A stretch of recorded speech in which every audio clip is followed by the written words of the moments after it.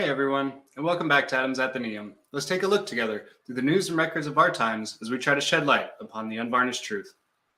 Thanks for coming back to listen to this episode where we need to talk a little bit about this Chinese weather balloon, or the spy balloon, however you want to look at it.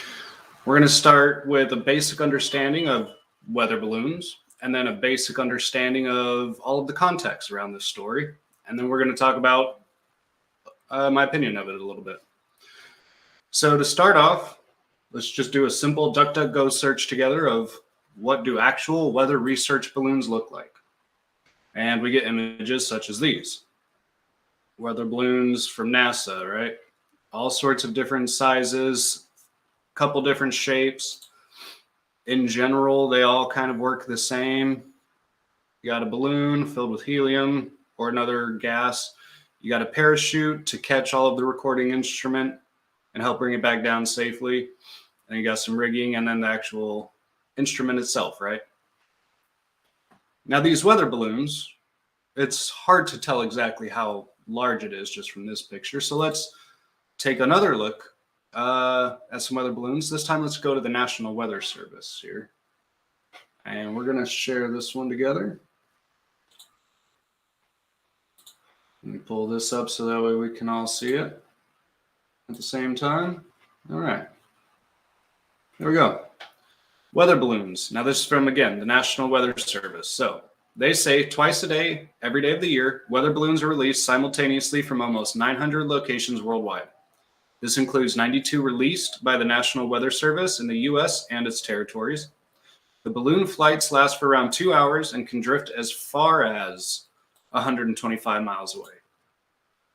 And they rise up to over 100,000 feet or about 20 miles into the atmosphere. Weather balloons, which are made of latex or synthetic rubber, neoprene, are filled with either hydrogen or helium. The sides are about 0.051 millimeters thick before release and about 0.0025 millimeters thick at typical bursting altitudes. The balloons, which start out measuring about 6 feet wide before release and expand as they rise to about 20 feet in diameter.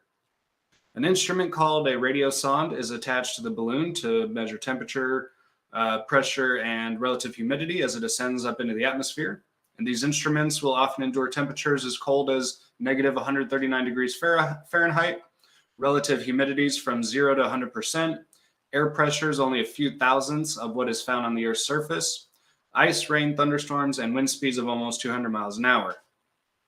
A transmitter on the radiosonde sends the data back to tracking equipment on the ground every 1 to 2 seconds. By tracking the position of the radiosonde, we can also calculate wind speed and wind direction. The radiosonde is powered by a small battery. And essentially how you get your weather report every morning is that, again, all across the country, tons of these balloons are released every single day, and all of the data is brought back to central offices, central data points, and that data is analyzed and then put into computer graphs, computer models of, what your forecast may look like. Okay, very good. So now we've got a baseline understanding of weather balloons and what they look like and their approximate size, right? Their approximate size is about 20 feet wide, fully expanded. Okay, very good. Now let's take a look over here at an article from Axios. It says everything we know about the China balloon. This was updated about 6 hours ago, so that's why I wanted to go with it. The U.S. shot down a suspected Chinese surveillance balloon off the South Carolina coast Saturday that it had been tracking this week. The latest. In a statement Sunday, China's Ministry of Foreign Affairs called the decision to down the balloon an obvious overreaction and a serious violation of international practice, adding that it was reserving the right to take further actions in response, the AP reported.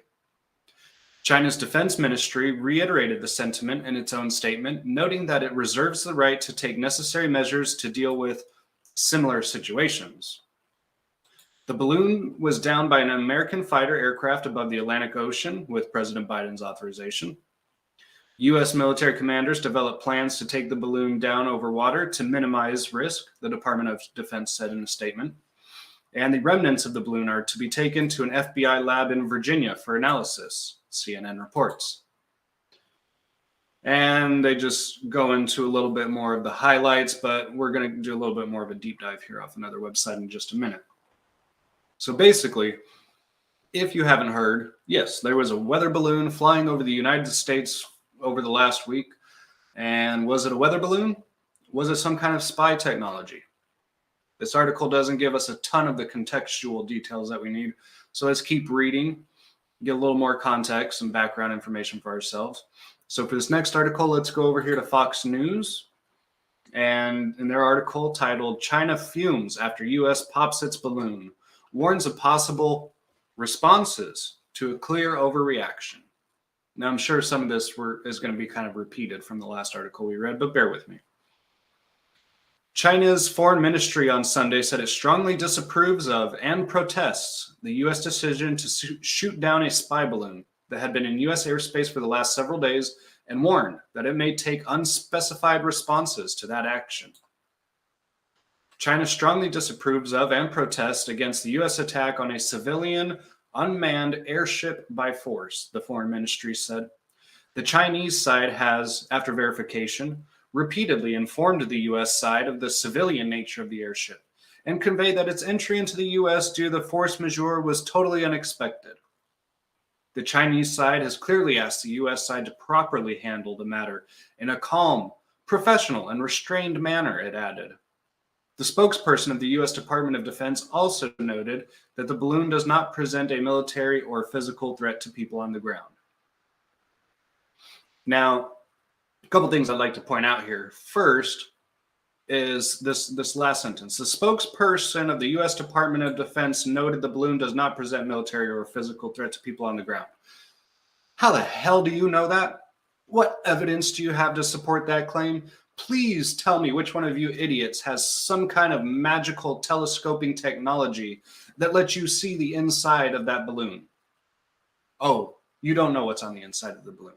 Okay, so you can't reasonably tell me beyond a reasonable doubt, nor can you prove beyond a reasonable doubt, that there may be a virus in this balloon. There may be some kind of zombie virus. There could be bombs, could be some type of EMP device, could just be a bunch of cameras. It could be a bunch of weather balloon stuff. We'll expand more on that in just a minute. Another thing that kind of caught my eye on this last part was the Chinese side has, after verification, who verified and what exactly did they verify? They repeatedly informed the U.S. side of the civilian nature of the airship and conveyed that its entry into the U.S. due to force majeure was totally unexpected. Okay, so weather balloons. How far do they travel? Come on, we just went over it. About 125 miles, and then they pop because they're super, super thin. And in the atmosphere, once you get to a point where there's very limited to no oxygen molecules in a confined space enough for it to expand, keep expanding and stay afloat, it pops.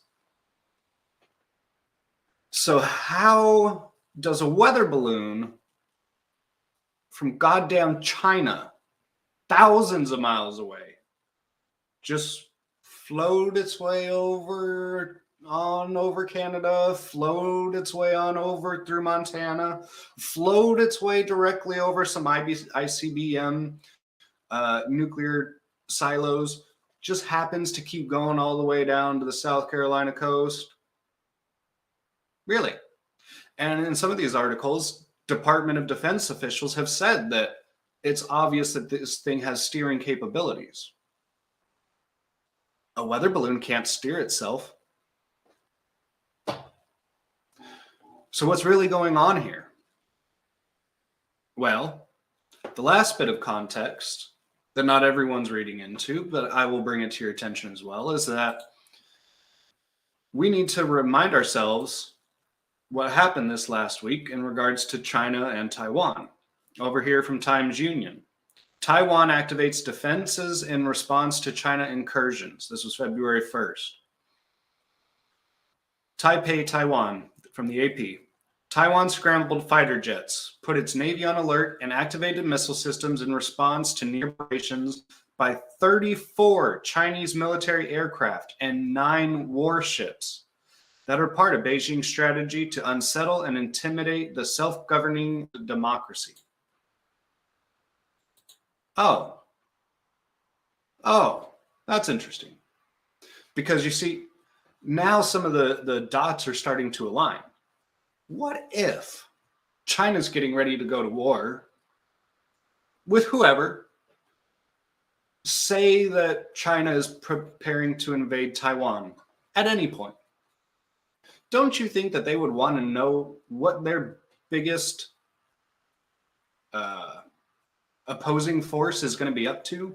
Don't you think that China would want to know if we're going to scramble our fighter jets if they attack Taiwan? Don't you think they want to know what we're going to do with our nuclear silos if they attack Taiwan?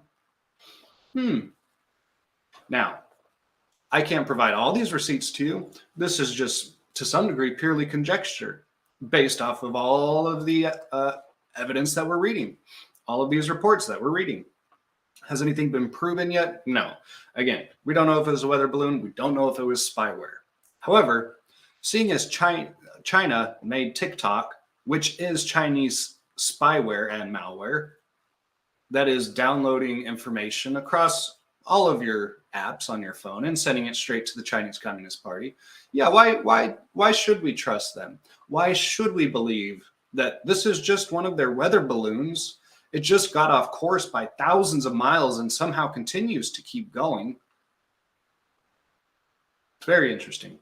So let's wrap this section up with a timeline to remind us exactly of what has happened over this last week in regards to this spy balloon or this weather balloon, whatever you want to believe.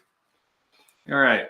Over here, we got it from Politico, titled Timeline, a Chinese spy balloon's 7-day trip across the United States. Mysterious object high above commercial air traffic. Military aircraft scrambled, then ordered to stand down. Urgent phone calls between the U.S. and Chinese official. A single missile fired from an F-22 stealth fighter jet. So let's start here. Saturday, January 28th. The balloon is first detected over U.S. airspace high over Alaska, north of the Aleutian Islands. The military's North American Aerospace Defense Command, NORAD, closely tracks the balloon, assessing it poses no threat or intelligence risk. Really? Please tell me how you came to that conclusion. Again, could you see what's inside of this balloon? Could you tell the data that it was transferring, uploading, or downloading? You couldn't. You couldn't prove that. So how do you know that it posed no threat or intelligence risk? Monday, January 30th. NORAD tracks the balloon as it travels into Canadian airspace. Officials determine it is used for spying. Oh, really? Now, how did you get to that conclusion? Did you see something on the inside of the balloon? How did we get to this conclusion when just 2 days ago you couldn't come to this conclusion? Fucking ridiculous. As it carries, it's determined it's used for spying. As it carries surveillance equipment, including a collection pod and solar panels located on the metal truss suspended below the balloon. Oh, there we go. Finally, some good information. Based on its small motors and propellers, officials also assess it can be actively maneuvered to fly over specific locations. Ah, so that pretty much negates the idea of it being a weather balloon right there. The balloon is part of a Chinese fleet developed for spying, which over the past few years have been spotted over countries across 5 continents, including Asia and Europe. Balloons were, and here's something that not a lot of people like me that cover this on the internet have talked about, and some people have flat out gotten it wrong. Like, sorry to call you out, Tim Pool. I look up to you and I respect you, man. But like here, balloons were observed over the United States 3 times in the Trump administration and once before at the beginning of the Biden administration. What makes this new encounter different was the long duration over the continent. Now, the only reason I gave Tim a little bit of heat here is because he said that if this had happened during Trump, Trump would have shot down the balloon before it even got to American airspace. However, we were reading right here that this happened 3 times during Trump's administration, and I can't remember hearing a freaking thing about it. Not once, let alone 3 times. Tuesday, January 31st. The balloon re-enters U.S. airspace over northern Idaho. The Defense Department alerts President Joe Biden, who asks for military options to shoot it down. Wednesday, February 1st. Pentagon officials are alarmed as the balloon makes its way over Montana, which is home to Malmstrom Air Force Base, one of 3 sites that operate and maintain the nation's silo-based intercontinental ballistic missiles. Defense Secretary Lloyd Austin convenes military and civilian leaders, including U.S. Northern Command Chief General Van Herk and Joint Chiefs Chair Mark Milley to discuss the situation. All flights at Billings Logan International Airport were grounded for about 2 hours as authorities weighed what to do, and the military scrambled F-22 fighter jets in case a decision was made to shoot it down. Now, I'm going to ask one last time, what is the approximate size of a weather balloon at its fullest expansion according to the U.S. National Weather Service? About 20 feet. How long is a school bus? At least 20 feet, right? Definitely more? Fair enough. Ultimately, Milley and Van Herk recommended against targeting the balloon over land due to the risk to civilians from the falling debris. Defense officials estimate debris from the balloon, which is the size of 3 buses, could fall in at least a 7-mile radius. Interesting. The size of 3 buses. Let me Google this real quick. Standard length of American school bus. Give the internet a minute. How long is a school bus? About 25 feet in length, let's say. A full-length school bus is over 35. School buses tend to be 45. Okay, so we're going to say an average of, let's just go with 30 feet. 30 feet is bigger than one weather balloon. You're going to tell me that this was the size of 3 buses, and China's trying to call it a goddamn weather balloon. It's their satellite instruments, and it's just too expensive for us to shoot it down. My goodness, we couldn't do that to the Chinese. They're such a poor country that needs all the help they can get. Are you kidding me? Chinese have backstabbed us every chance they've got. Now, don't take this out of context, YouTube. Don't lose your mind, you fucking lefty lunatics. It's not about the Chinese. It is about the Chinese Communist Party. It is about the communists who hold power in China. Xi Jinping. What do we do? Well, if you've watched my channel for a while, you should know that I've asked Congress several times to declare war on China, invade China, and raze it to the ground. Help as many citizens out as we can. Help evacuations before we bombard them. But other than that, raze that communist hellhole of a country to the ground. Erase it from history. Why? Well, gee, let's think. Maybe it's because they're, not only trying to start World War III with everyone and everything. Maybe it could have something to do with their, what do we call it? Genocide, right, that they're having in the, where is it? Because Joe Biden doesn't want to talk about it. That's right. The western mountains of the Xinjiang region of China is home to thousands, if not tens of thousands, if not hundreds of thousands of Uyghur Muslims who are being systematically captured, beaten, raped, and erased from society by the Chinese Communist Party.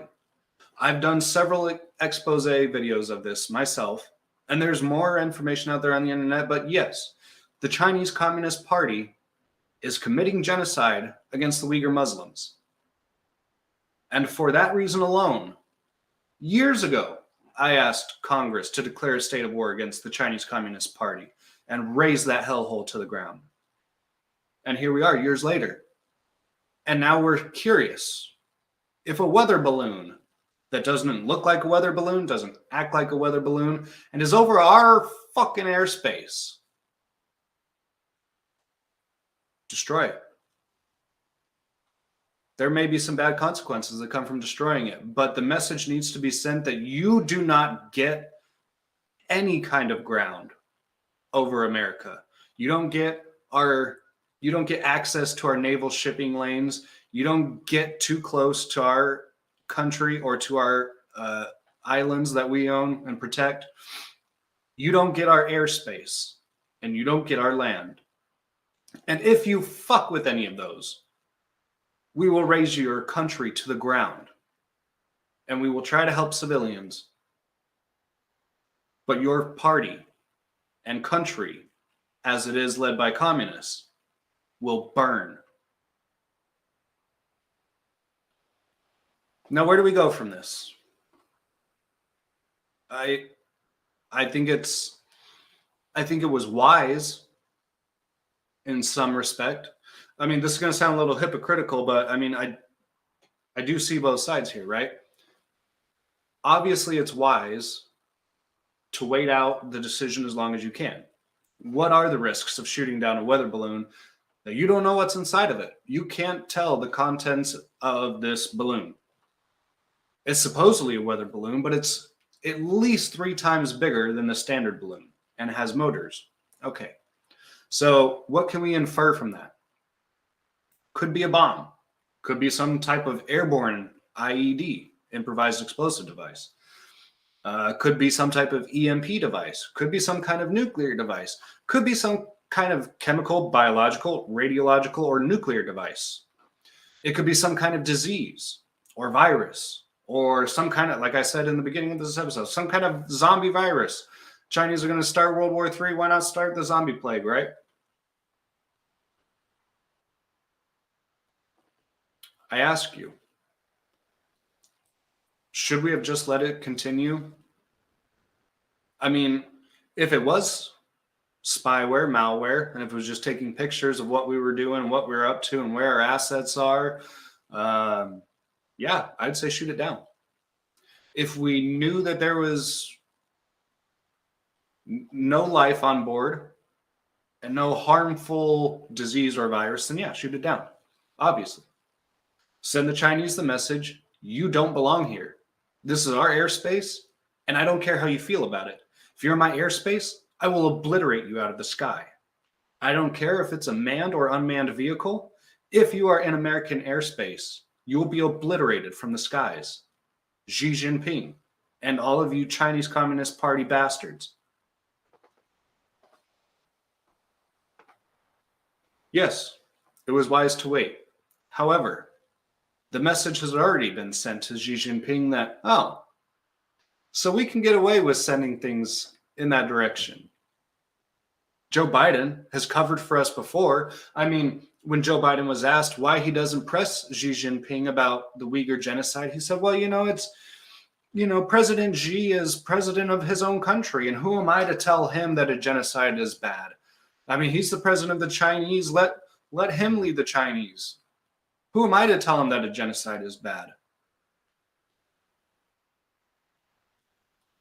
Yeah, Xi Jinping knows Xi Jinping and the Chinese Communist Party know that Joe Biden won't do a damn thing to stop, prevent, or to even aggress to prevent a war from breaking out.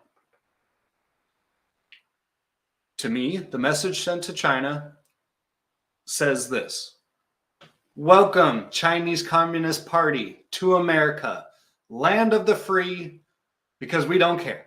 Come do whatever you want. Because Joe Biden ain't going to stop you. The Defense Department ain't going to do much. And, maybe a week later, maybe we'll shoot you down out of the sky. That's the message we gave them. Now, with China posturing militarily against Taiwan, receiving this message from the Americans, well, how do you think that makes them feel about us? Doesn't sound like we're so much of a threat after all, does it? Doesn't sound like we're going to impose sanctions or send a military force to help, what's the word I'm looking for here? to help persuade China that they don't want to continue these kinds of actions in the future. No. We're just going to let it happen. And then we're going to let China cry that we did such a bad thing. And oh my goodness, we popped their balloon, and we're just going to let them cry about it. Instead of making the firm, hard distinction, like I said, this is our goddamn airspace. You can have it back when we're done with it. Until then, my goddamn airspace. If you're in it, I'm going to blow you the hell out of high water. I'm not going to ask questions. I'm not going to take reservations. I will not accept quarter. You will be blown out of the sky. That's the message America should have sent. And she failed, thanks to our failure of a president. Anyway, I hope that you all are a little more enlightened by this. It's something that we all need to think long and hard about, right? Do we want to go to war with a 1,000,000-man army? Should we go to war with a 1,000,000-man army? And must we go to war with a 1,000,000-man army? And in my opinion, the answer to all of those questions is yes. It is past time to raise the Chinese Communist Party to the ground and whatever parts of China that entails. The Uyghur Muslims need to be freed. And we should help every Chinese citizen that we can. But, my friends, YouTube's probably going to censor this video, keep it shadow banned, not put it out into the algorithm so that way you can view it. So please, share this video. Share it on Facebook. Like this video. Drop a comment, even if it's just a thumbs up or a smiley face. Essentially, to beat the YouTube algorithm, I need help from you, my viewers. And I would really appreciate and if I've earned it, a simple thumbs up, a like, a comment, or sharing my video to any platform that you watch videos on. Just because I'm not on, I don't know, Odyssey or BitChute or like Instagram or whatever, or TikTok, please share my videos there. My messages need to be heard. YouTube will only promote you if it thinks that you bring content that people want to watch. However, if you talk about things that YouTube doesn't want you to talk about, it's not going to promote you at all. And the only way to help beat that, to beat the censorship or the shadow banning, because essentially what they do is they put a shadow ban across your videos and then across your entire channel, where it does not reach the algorithm, it does not get pushed out, it does not get advertised, it doesn't get recommended, it just stays at the bottom of the pile and it never gets put back in. And that's why I'm asking for your help. As honestly and humbly as I can, please, my friends, like this video. Share it on any platform that you watch videos on.